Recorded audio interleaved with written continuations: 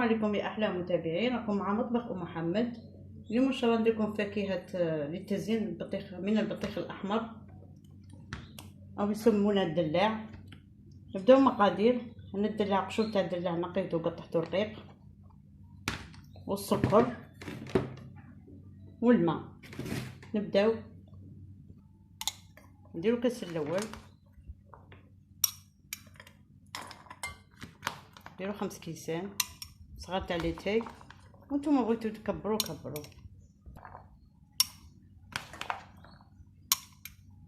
5. دوكا نزيدو 2 كيسان ونص سكر. الكاس الاول تاع السكر ثاني تاع ليتاي، نزيدو كاس ثاني، نزيدو النص تاعه. دوكا نزيدو نص كيما السكر، 1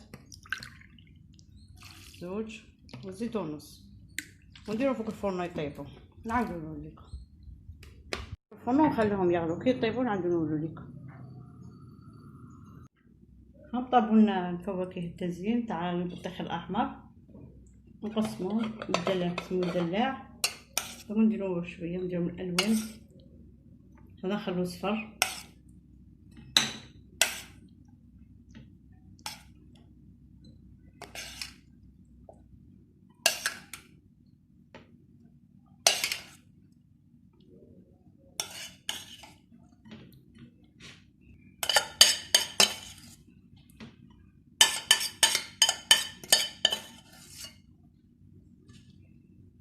انا فرغناهم.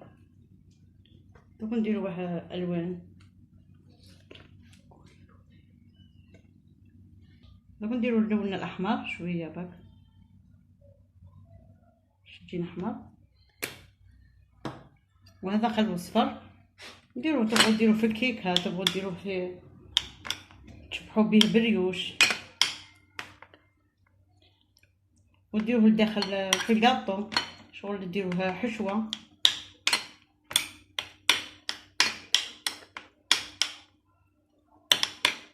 ديروا ثاني في المشوك تشبحوا به.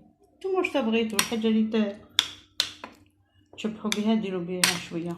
اقتصادي. هذوك البابط اللي نشروه مغرب عليه نديروهم احنا نخدمو في الدار خير ما نرمو، والدلاع قشور تاعو ترميه، ديري في الدار خير تستفادي منه. وهذا دوك نديروه شويه ثاني تاع البندق في كو.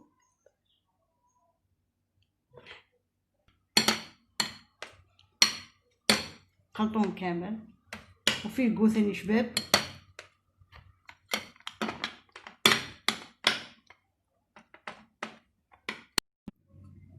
هم بردونا الفواكه تاع الدلاع تاع التزيين، لوناهم بالاخضر والاحمر والاصفر.